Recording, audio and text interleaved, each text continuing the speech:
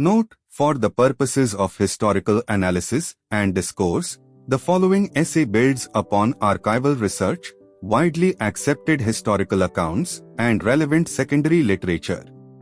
Introduction. The mid-20th century was a time of radical transformation, forged by decolonization, ideological struggles, and the emergence of superpower rivalries. In this era, as new nations emerged from the shadows of colonialism, world leaders sought an alternative path that would allow them to navigate an international arena dominated by the bipolar competition between the United States and the Soviet Union. The non-aligned movement was established to serve as a platform through which these nations could assert their independence in political, economic, and cultural spheres. Central to this transformative experiment were 5 visionary leaders who, by virtue of their historical influence and persuasive diplomatic practices, led the initiative that eventually coalesced into NAM. These men: Josip Broz Tito, Yugoslavia; Jawaharlal Nehru, India; Gamal Abdel Nasser, Egypt, later associated with the United Arab Republic; Queen Nkrumah, Ghana; and Sukarno, Indonesia, embodied a commitment to a multipolar international order, a vision to counteract the binary logic of the Cold War, and the aspiration to champion sovereign equality for all nations. This essay examines the background, context, and contributions of these leaders to the birth of NAM in formal academic language. Each section is dedicated to exploring one leader's unique role, after which an integrative analysis demonstrates how their collective efforts laid the groundwork for one of the largest and most diverse political groupings in post-colonial international relations. Historical and geopolitical context. The Cold War and bipolarity. In the aftermath of World War II, the global order quickly polarized with the emergence of 2 superpowers, the United States and the Soviet Union. This division placed newly independent nations at the crossroads of either aligning themselves with one of the major blocs or risking political and economic isolation.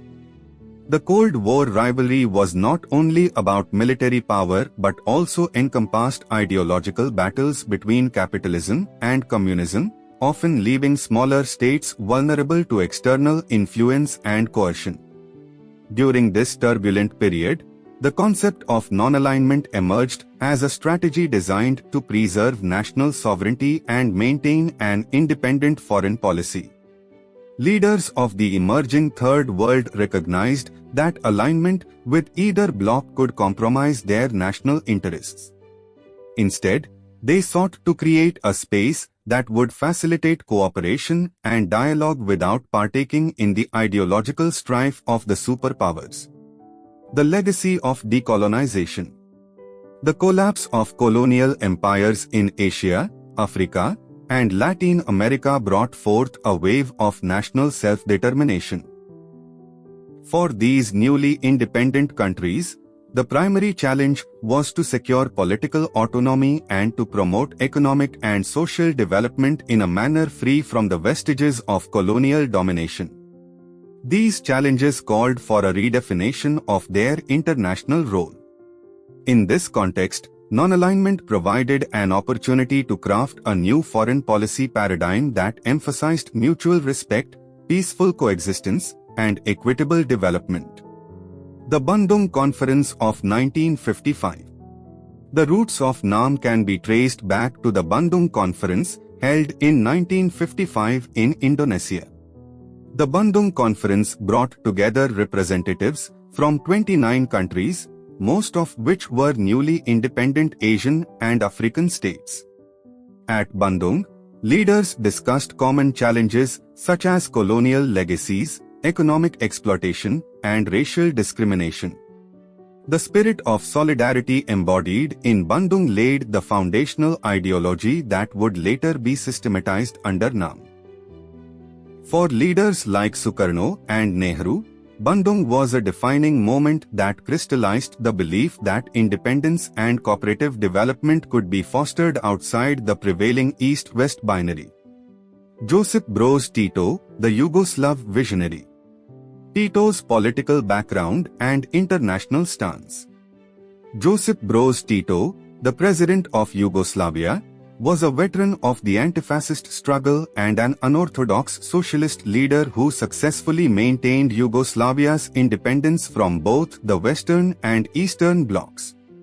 Unlike many communist states that were tightly aligned with the Soviet Union, Tito established a model of self-governing socialism that allowed for a degree of autonomy and flexibility in foreign policy. Tito's determination to steer Yugoslavia on its own course was rooted in a political philosophy that prioritized national sovereignty above ideological purity. By designing a unique socialist system that diverged from Soviet orthodoxy, Tito presented himself as an independent actor on the international stage, one who was capable of forging alliances on the basis of shared interests rather than complete ideological conformity. Tito's leadership in the formation of NAM. Tito was instrumental in conceptualizing the idea that nations need not be locked into the rigid structures of Cold War alliances. His leadership in organizing the 1961 Belgrade Conference, a seminal gathering where the principles of non-alignment were debated and articulated, was crucial to the establishment of NAM. By inviting heads of state from Asia, Africa, and Latin America to Belgrade, Tito not only globalized the vision of non-alignment but also provided a physical and symbolic space in which these leaders could redefine their collective destiny. His adept diplomatic skills enabled him to bridge the gaps between various ideological camps. Tito's Yugoslavia became a rallying point for states dissatisfied with the dualistic global order. His persuasive arguments emphasized that true sovereignty lay in the ability to make independent foreign policy choices while rejecting coercive alignments.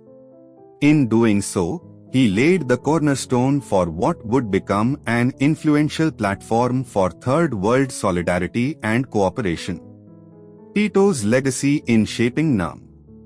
Tito's contributions to NAM extend beyond the immediate diplomatic initiatives of the 1960s.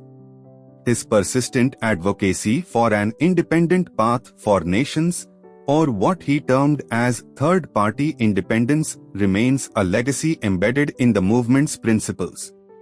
This legacy not only shaped Yugoslavia's foreign policy, but also inspired many other emerging states to embrace a mode of diplomacy that prioritized moral authority over geopolitical necessity. Tito's role demonstrated that even non-aligned states could have a robust voice in international politics, setting a precedent for the inclusive, pluralistic nature of NAM that persists today. Jawaharlal Nehru, the Indian architect of non-alignment. Nehru's ideological foundations. Jawaharlal Nehru, India's first Prime Minister, was a key intellectual and political leader who articulated the need for an independent foreign policy that was not chained to either Cold War bloc. His belief in secularism, democracy, and rationalism was influenced by his personal experiences during the colonial struggle and his familiarity with both Western and Indian philosophies. For Nehru, non-alignment was not a mere strategy for neutrality, it was a principled stance that would allow India, and by extension, other emerging nations, to assert their right to self-determination and to engage in global affairs without undue external pressure. The Panchsheel Doctrine and its impact. Nehru played a decisive role in conceptualizing and disseminating the principles that would eventually serve as a basis for NAM. One of his significant contributions was the articulation of the Panchsheel, 5 Principles of Peaceful Coexistence, which originally evolved from the bilateral framework of Indochina relations and expanded to symbolize non-aligned behavior. The Panchsheel principles, mutual respect for sovereignty, mutual non-aggression, non-interference in domestic affairs, equality, and peaceful coexistence, captured the essence of non-alignment as envisioned by Nehru. These principles not only bolstered India's standing within the emerging post-colonial order but also provided a normative framework that was widely adopted by other nations at the Bandung Conference and later formal meetings of NAM. Nehru's intellectual rigor and moral clarity in promoting these ideas undergirded India's reputation as a steadfast proponent of an international order free from the divisions imposed by Cold War rivalries. Nehru's diplomatic initiatives. Nehru's proactive diplomacy was manifested in his frequent travels, multilateral engagements, and his pivotal role at key conferences. He was among the first to articulate the need for a formal assembly of non-aligned states, a vision that was realized in the Belgrade Conference of 1961. Throughout this period, Nehru's speeches conveyed an earnest appeal for collective action among newly independent states to resist coercive external influences. His public pronouncements made it clear that India was prepared to stand as a beacon of a new world order, one based on cooperation rather than confrontation. Nehru's diplomatic efforts were not without challenges.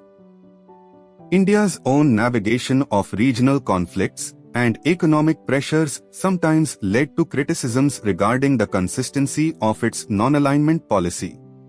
However, his unwavering commitment to principles over expediency helped consolidate the intellectual foundation of NAM and earned India and indeed the world a lasting example of how emerging nations could assert their autonomy in a divided international system.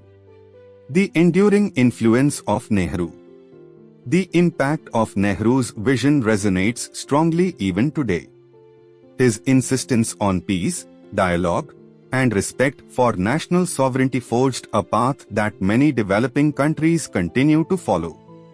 Beyond his political legacy, Nehru's writings, speeches, and policies continue to inspire global movements toward equitable development and disarmament. His contributions to NAM, therefore, are remembered not only as historical milestones but also as guiding principles for international engagements based on moral and ethical imperatives. Gamal Abdel Nasser, the Egyptian catalyst. Nasser's rise to power and vision for Arab nationalism. Gamal Abdel Nasser emerged as a charismatic figure in Egypt and the broader Arab world. Rising to prominence in the wake of Egypt's 1952 revolution, Nasser was not only a revolutionary but also a visionary who aimed to liberate the Arab states from colonial domination and foreign influence. His staunch nationalism and determination to modernize Egypt made him an influential leader in the post-colonial era. Nasser's ideological framework was shaped by the desire to assert Arab unity and independence. His policies were guided by the imperative to consolidate national resources, promote social justice, and counteract imperialist strategies. Nasser's leadership was characterized by robust state control, which he used to pursue development policies that were meant to empower the masses and ensure genuine independence for Egypt and other Arab nations. Nasser's role in shaping NAM. Within the broader framework of NAM, Nasser became an icon of resistance to colonial and imperial forces. His participation in the Bandung Conference and later in the 1961 Belgrade Conference marked a significant moment where Arab leaders could assert a collective voice. Nasser's emphasis on non-alignment resonated with many states that were wary of both Western and Eastern dominance. His articulation of an independent, assertive foreign policy inspired numerous countries in Africa and the Middle East to adopt a similar stance. Nasser also used his position to negotiate bilateral agreements and to expand economic, military, and cultural ties with non-aligned states. His ability to balance idealistic rhetoric with pragmatic statecraft was critical to the success of NAM during its formative years. He championed disarmament and the rejection of hegemonic constraints, thereby reinforcing NAM's principle that national interests must not be sacrificed at the altar of global power politics. Nasser's diplomatic engagements and legacy. The legacy of Nasser in NAM is embedded in his relentless pursuit of Arab solidarity and his broader commitment to the principles of decolonization. His efforts to reduce Western influence in the Middle East and to link the fate of Arab nations with those of other developing countries helped redefine regional politics. Even as Nasser's tenure was marked by internal challenges, his diplomatic strategies have continued to serve as a reference point for modern Arab policymakers who seek to assert national sovereignty while engaging with the international community. Nasser's impact on NAM also extended to wider international movements. His stance on social justice, economic independence, and political self-determination remains an inspiration for leaders worldwide. His legacy is thus remembered as one of vehement resistance to external interference and a firm commitment to defining an independent path, a legacy that underpins the philosophical bedrock of NAM.